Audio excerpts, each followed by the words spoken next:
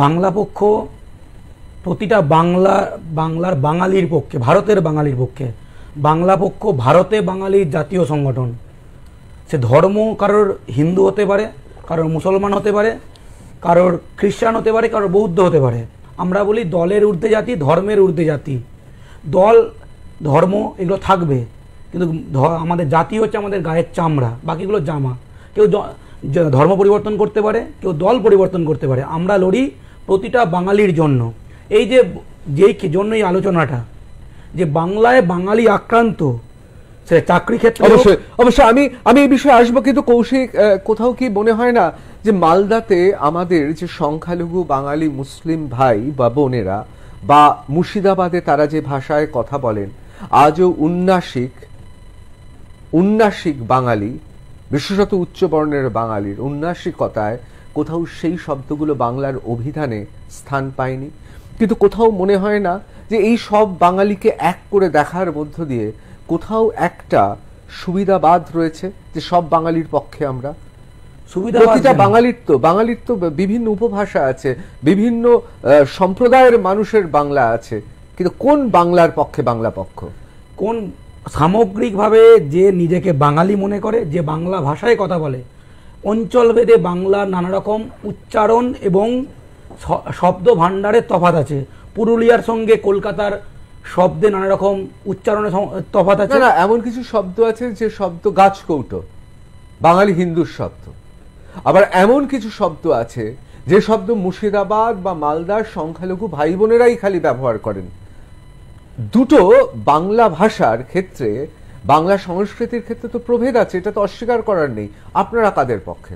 নাকি আপনারা ধর্মীয় রীতি নীতি আচার এগুলো ধর্মভেদে আলাদা হয়, কিন্তু আমাদের কাছে একদম বাংলা পক্ষর কাছে সংজ্ঞাটা হলো যে নিজেকে বাঙালি মনে করে, নিজের বাড়িতে বাংলা ভাষায় কথা বলে, সে যে ধর্মেই জন্মাক বা যে জাতিতেই জন্মাক, যদি কোনো এমনকি কোনো অবাঙালিও যে নিজে কোনো অবাঙালি পরিবারে জন্মেছে, সে নিজেকে বাঙালি মনে করে, বাঙালি হয়ে যায় এবং নিজের বাড়িতে বাংলা ভাষায় কথা বলে এবং নিজের বাড়ির মহিলার সঙ্গে কোনো বাঙালি ছেলের বিয়ে দেয়, তাহলে আমরা তাকে বাঙালি মনে করি। বাংলা পক্ষ ধর্মভেদে বাঙালির মধ্যে তফাৎ করে না। আপনি বলছেন কোন মহিলা সদস্যর সঙ্গে বাঙালি পুরুষের যদি বিয়ে হয়, তাহলে যেমন মারোয়াড়িরা অনেকে দেখবেন বাঙালি ছেলের সঙ্গে বিয়ে দেয় না, অথচ বাঙালি প্রচুর মেয়ের সঙ্গে প্রচুর মারোয়াড়ি বা বিহারের বিভিন্ন ছেলেপুলের বিয়ে হয়। তো সেই ক্ষেত্রে আমরা বললাম কি, যে নিজেকে বাঙালি মনে করে, যে নিজের বাড়িতে বাংলা ভাষায় কথা বলে এবং নিজের বাড়ির মেয়ের সঙ্গে বাঙালি ছেলের বিয়ে দেয়, তাকে আমরা বাঙালি মনে করি। অবশ্যই শত্রু তিনি। আমি একবার চলে যাব কৌশিকের কাছে। কৌশিক, এই যে যখন বাঙালির কথা বলা হয় তখন বিজেপি বা বিভিন্ন দল, এখানে এটা বাঙালির ইস্যুটা বিজেপি, সিপিএম, তৃণমূল অনেক ঊর্ধ্বে। বাঙালি নিজের মাটিতে বঞ্চিত হচ্ছে। আমরা শুধু হকারির ক্ষেত্রে দেখছি, আপনি যে কোনো জায়গায় পশ্চিমবঙ্গের শিল্পাঞ্চলগুলোয়, আসানসোল চলে যান, আপনি খড়গপুর চলে যান, আপনি ডানকুনি, সাঁকরাইল, ধুলাগড় চলে যান, আপনি বানতলা লেদার কমপ্লেক্স চলে যান, ব্যারাকপুর চলে যান, শিলিগুড়ি চলে যান, দেখবেন বাঙালির সংখ্যা ক্রমাগত কলকাতাতেও কমছে, সব জায়গায় কমছে। চাকরি, বাজার, পুঁজি, শুধু হকারে না, সেটা বেসরকারি ক্ষেত্রে কাজ, বড় ব্যবসা, সমস্ত কিছু তারা দখল করছে। আমরা 2019-এ একটা সার্ভে দেখেছি, যেটা যে জেলাগুলো থেকে কলকাতায় আসার যে সংখ্যা, তার থেকে বিহার থেকে আসার সংখ্যা বেশি। এই যে আমাদের যখন আমাদের পশ্চিমবঙ্গ একটা রাজ্য, সেখানকার এখানে বাংলা ভাষার ভিত্তিতে তৈরি হয়েছে, এখানকার ভূমিপুত্র শুধু বাঙালি না, কোচ, মেয়ে, সাঁওতাল এবং দীর্ঘদিন ধরে থাকা হিন্দুস্তানি যারা, সকলে মিলে এখানে আমরা প্রথম সুযোগটা পাবো, এটা স্বাভাবিক। ওনারা বলবেন যে এটা প্রাদেশিকতা, গ্রেটার বাংলাদেশে তো ব্যাপারই না। গুজরাটে 2018 সালে 50,000 বিহারি তাড়ানো হয়েছে, এক্ষুনি খবরে দেখে নিতে পারেন। গুজরাটে বহিরাগত শব্দটা প্রথম মোদি ইউজ করেছেন ভারতের রাজনীতিতে, রাহুল গান্ধী গুজরাটে বহিরাগত। তারা বিহারে একটা জোট সরকারে জোটে আছে, রামবিলাস পাসওয়ানের ছেলে, তার স্লোগান হলো বিহার ফার্স্ট, বিহারি ফার্স্ট। এবং তারা শিবসেনার সঙ্গে জোটে আছে। তারা মহারাষ্ট্রে যারা হিন্দিভাষীদের উপর আক্রমণ করেছে, শুভেন্দু অধিকারী বলেছেন যে হিন্দিভাষীদের উপর আক্রমণ হচ্ছে, এটা দেশ বিরোধী কাজ। তাহলে গুজরাট দেশ বিরোধী কাজ করে, তাদের জোট সঙ্গীরা দেশ বিরোধী কাজ করে। বাঙালির কথা এলেই, বাঙালির কথা বললেই মাননীয় মুখ্যমন্ত্রীকে ঐতিহাসিক বক্তব্য রাখার জন্য ধন্যবাদ জানাই। বাংলার প্রতিটা মানুষের মনের কথা বলেছেন, কিন্তু কয়টা ভুল হয়ে গেছে, কয়েকটা বাঙালির ওপর আক্রমণ হয়ে গেছে, সেটা আজকে তিনি সূত্রে নেওয়ার কথা বলেছেন। এই জন্য তাকে আরেকবার ধন্যবাদ জানাই। Burrabazar, Rajabazar, Khidirpur, Park Circus, New Market, Asansol, Raniganj সব জায়গায় যারা উড়ে এসে জুড়ে বসেছে, তার দীর্ঘদিন নেই, যারা এখানকার ভোটার না, আসছে টাকা দিয়ে বসে যাচ্ছে, তাদের উপর এখানে একটা প্রশ্ন আছে। দেশটার নাম ভারতবর্ষ, আমার ধর্ম, আমার ভাষা, এমনকি আমার প্রদেশও আলাদা হতে পারে। গোটা ভারতের যে কোনো জায়গায় আমাদের ব্যবসা করার অধিকার আছে, এমনটা কিন্তু আইনত জায়গা আছে। আইএলপি আছে। আজকে যদি আমি তামিলনাড়ুতে গিয়ে কাজ করি, আমাকে বাধা দিতে পারবেন আইনত?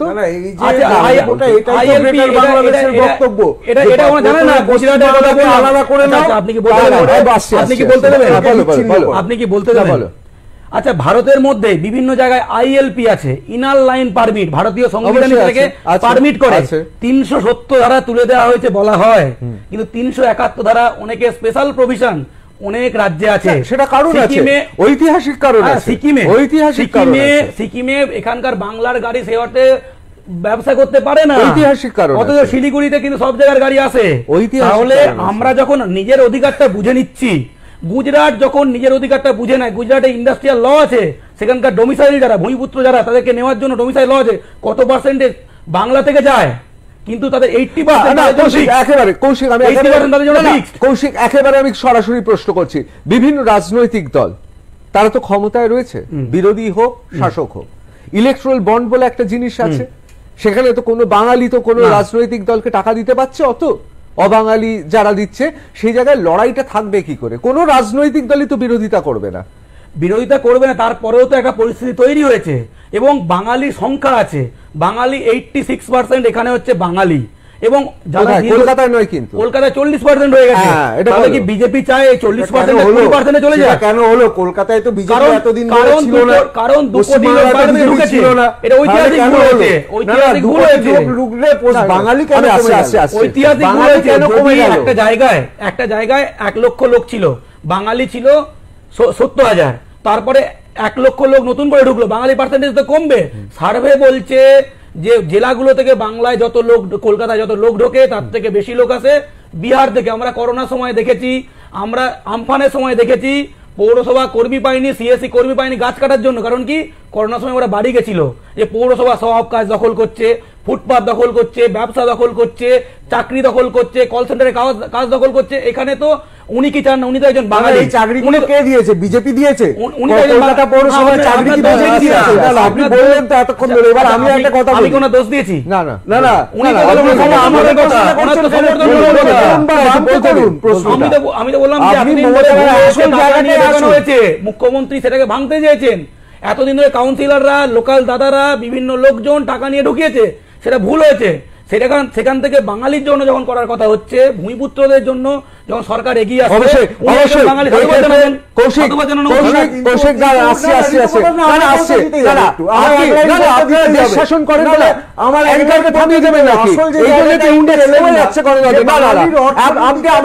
আমাকে অনুষ্ঠান পরিচালনা করতে না, আপনার বক্তব্যে বিজেপি কেন করবে? বিজেপি তৃণমূলের এই যে রেগুলার ঝামেলা, এটা দেখতে অভ্যস্ত, কিন্তু বিজেপির ঝামেলা তৃণমূল আমাকে একটু সময় দেওয়া হোক। এখানে কয়েকটা পরপর প্রশ্ন আছে, আমি দুজনের উত্তর দেব। প্রথম কথা হচ্ছে, বিজেপি হিন্দু মুসলিম করতে চাইছে, কিন্তু ব্যাপারটা হিন্দু মুসলিমের ঊর্ধ্বে ভিন রাজ্য। এই যে শুভেন্দু অধিকারী, যিনি হিন্দু হিন্দু বলেন, ডব্লিউবিসিএস যেমন বাংলা পক্ষের আন্দোলনে বাংলা বাধ্যতামূলক হয়, তিনি বলেছিলেন আমি উর্দুর জন্য লড়বো, উর্দু ভাষীরা বঞ্চিত হচ্ছে। শুভেন্দু অধিকারী বলেছেন, প্রমাণ আছে, ভিডিও আছে। 1 নম্বর, তাহলে বিজেপি সাম্প্রদায়িক বলতে দিন। 2 নম্বর, এটা মেটিয়াপুরুজ হোক, রাজাবাজার হোক, বড়বাজার হোক, উনি চাইবেন মেটিয়াপুরুজে হোক, রাজাবাজারে, বড়বাজারে না হোক। না, বাংলা পক্ষকে একটা কথা জিজ্ঞেস করছি, অবাঙালি হিন্দুদের বিরোধিতা আপনারা করেন, অবাঙালি মুসলিমদেরও কি বিরোধিতা করেন? আমরা কি বলছি, বড়বাজার, রাজাবাজার, মেটিয়াপুরুজ, পার্ক সার্কাস, যেখানে জবরদখল বহিরাগতরা করছে, আমরা বহিরাগতদের ধর্ম দেখি না, বাঙালির ধর্ম দেখি না, বহিরাগতর ধর্ম দেখি না। কিন্তু তাহলে উর্দু ভাষী এবং হিন্দি ভাষী তাদের বিতরণ করার পক্ষে বাংলা পক্ষ, যারা স্থায়ীভাবে এখানে দীর্ঘদিনের বাসিন্দা হয়ে গেছে, তাদের বিরুদ্ধে আমাদের শত্রুতা নেই। যারা উড়ে এসছে, জুড়ে বসছে, সেই হিন্দি হোক বাইরে, আমাদের একটা কথা আছে, হালাল হোক বা ঝটকা, দিনের শেষে গুটখা। আমরা সেটা বলি, আমরা বাঙালির মধ্যে ধর্মবিভেদ করি না, ওদের মধ্যে ধর্মবিভেদ করি না। বাঙালির চাকরি বাজার পুঁজি দুজনরাই দখল করছে, হিন্দু হোক বা মুসলিম বহিরাগত সকলেই। আমরা এই যে উনি বললেন যে বাংলায় কর্মসংস্থান হচ্ছে, আমি সেই প্রশ্নগুলো উত্তর দেব। হাওড়া এইখানে যে ডানকুনি সাঁকড়াইল ধুলাগড়ে লজিস্টিক্স হাব হয়েছে, সেখানে তৃণমূলের এমএলএ মাননীয় মুখ্যমন্ত্রীকে বলেছেন যে এখানে কাজ হচ্ছে, সব পাচ্ছে বিহার ইউপি 99%, এখানে 1% বাংলার পাচ্ছে না। আপনার কথা মনে হচ্ছে 1 মাস যে সময় দিয়ে দিলেন মাননীয় মুখ্যমন্ত্রী মমতা বন্দ্যোপাধ্যায়, কোথাও একটা আশঙ্কা জন্মাচ্ছে না আদৌ এই ঘটনাগুলো ঘটবে? আমি বলবো এটা খুব ভালো করেছেন। কারণটা হচ্ছে উনি আগের দিন বললেন যারা বাংলার আইডেন্টিটি নষ্ট করছে, অন্য রাজ্য থেকে এসে উড়ে এসে জুড়ে বসছে কাউন্সিলররা টাকা নিয়ে বসাচ্ছেন, এবং কি বললেন যে আমাদের করের বোঝা তাদের উপর চলে যাচ্ছে, তারা স্বাস্থ্যসাথী কার্ড নিচ্ছে, আমাদের অনেক উদাহরণ আছে এরকম। সেখানে পুলিশ প্রশাসনের এক অংশ সাবোটাজ করলেন, আমি বলবো সাবোটাজ করলেন। এবং এখানে তো গয়ার মেয়র আছেন, কলকাতার মেয়র না, গয়ার মেয়র, তিনি তো বহিরাগতদের মাথা। এখানে মানে গয়ার মেয়র মানে কি? গয়া থেকে আগত আর কি, ঠিক আছে, তো বুঝতেই পারছেন তিনি তো বাঙালির কথা ভাবেন না। তো সেখান থেকে দাঁড়িয়ে এই যে পুলিশ প্রশাসনের এক অংশ এবং নেতা কাউন্সিলরদের টাকা খেয়ে বসে আছে বহিরাগত দালাল যারা, তারা কি করলেন, বাঙালির গড়িয়াটে গিয়ে ভাঙচুর শুরু করলেন। তারপরে কি হলো, বাঙালিকে আক্রমণের কথা তিনি বলেননি, তাহলে বাঙালি হকাররা ক্ষুব্ধ হচ্ছিলেন, বিভিন্ন জায়গায় বাঙালি কাঁদছে, সেটা তো নেগেটিভ এফেক্ট পড়বে। আমরা তো কোনো ভূমিপুত্র, সে যে দীর্ঘদিন বাংলায় আছে, বাংলায় জন্মেছে, তার বিরুদ্ধে আমরা নই। সাঁওতাল, কোচ, মেচ, রাভা, টোটো বা দীর্ঘদিন থাকা হিন্দুস্তানি, তার উপর আক্রমণ হবে কেন? সে তো এখানে করে খাবে। তাই এই যে ভুলভাবে অপরিকল্পিতভাবে যে আক্রমণটা নামানো হচ্ছিল, হিতের বিপরীত হচ্ছিল। আমি গতকাল গেছি, বিভিন্ন জায়গায় সার্ভে করেছি, বাঙালি 51 বছরের দোকান ভেঙেছে, ফুটপাতে হকার কাঁদছিল, সেটা মেনে নেওয়া যায় না। আমরা প্রতিবাদ করেছি, আমি মুখ্যমন্ত্রীকে চিঠি দিয়েছিলাম এই জন্যই। কিন্তু আজকে যারা বললেন সার্ভে হবে, কি করা উচিত? সার্ভে করতে হবে যে এখানে গত 5-10 বছরে নতুন করে কে কে বসেছেন, তার পরিচয়পত্র নিয়ে, তার এখানকার কাগজ দেখাতে না পারলে তারপর থেকে তুলে দেওয়া হোক। অবশ্যই। আমি শুধু প্রদীপ্ত বাবু, আপনারা বলছেন